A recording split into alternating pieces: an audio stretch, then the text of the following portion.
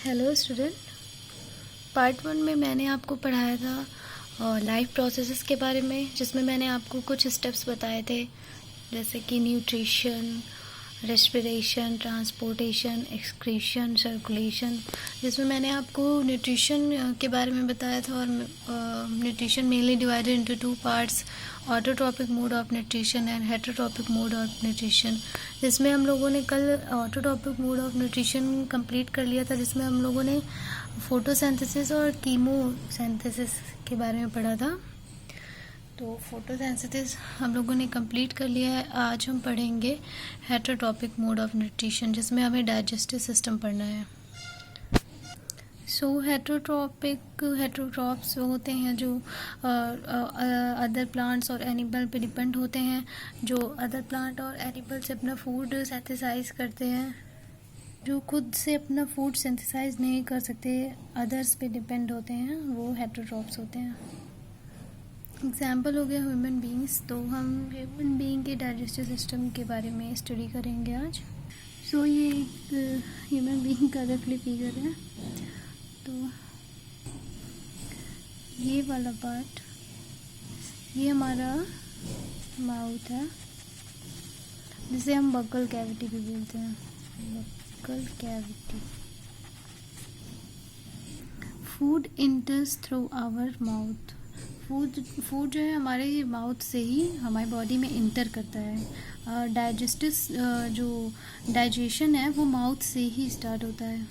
Food हमारे mouth में inter किया, फिर वहाँ हमारे टीथ होते हैं। टीथ्स के 4 टाइप्स होते हैं: incisor, canines, premolar, molar. Incisors जो हमारे होते हैं उसे हम कटिंग टीथ कहते हैं, जिसे हम किसी चीज़ को काटने का काम करते हैं। कैनाइन्स क्या होते हैं? हमारे टेयरिंग टीथ होते हैं, चीड़ फाड़ के काम में आते हैं। प्री मोलर ब्रेकिंग टीथ होते हैं, किसी चीज़ को तोड़ने के काम में आते हैं। और लास्ट में जो मोलर्स होते हैं, मोलर्स को हम ग्राइंडिंग टीथ भी कहते हैं, किसी चीज़ को पीसने के काम में आते हैं।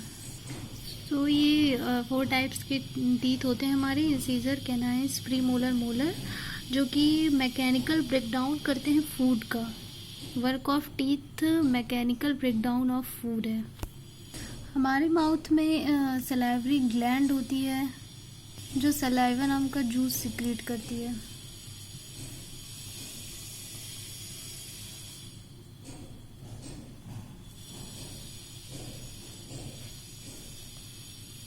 सलाइवा जूस सिक्रीट करती है। और ये सलाइवा जूस जो है वो एक एंजाइम कंटेन करता है, जिसे हम कहते हैं salivary amylase.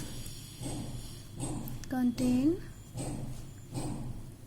A enzyme that is called salivary amylase.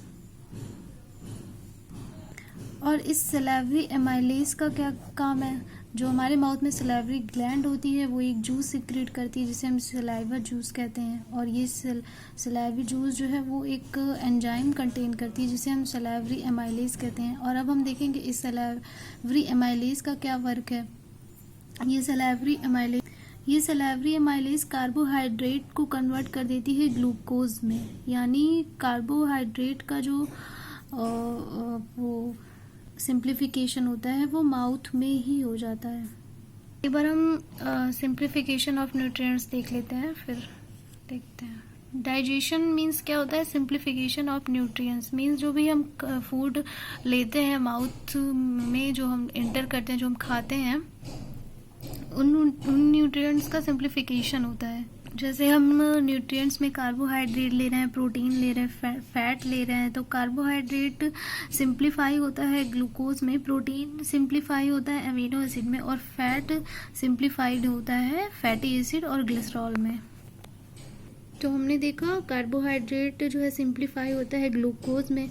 तो ये माउथ में जो ये सलाइवरी एमाइलेज जो एक एंजाइम होता है, यही जो है कार्बोहाइड्रेट को ग्लूकोज में कन्वर्ट करता है माउथ में ही।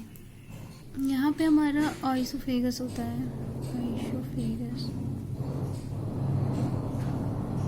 यहाँ पे हमारी एक प्रोसेस होती है जिसे हम पेरिस्टालसिस बोलते हैं।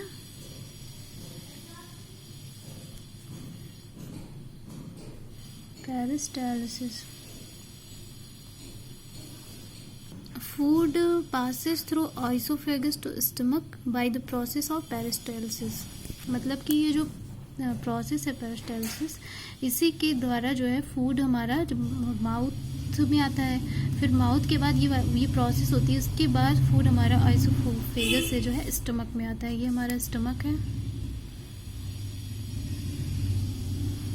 ये हमारा स्टमक हो गया। अब हमारे स्टमक की इनर लाइन में एक ग्लैंड होती है जिसे हम कहते हैं गैस्ट्रिक ग्लैंड, गैस्ट्रिक ग्लैंड। और ये जो गैस्ट्रिक ग्लैंड होती है ये 3 प्रकार के गैस्ट्रिक जूस सिक्रेट करती है। ये gastric gland secreted 3 types of gastric juice.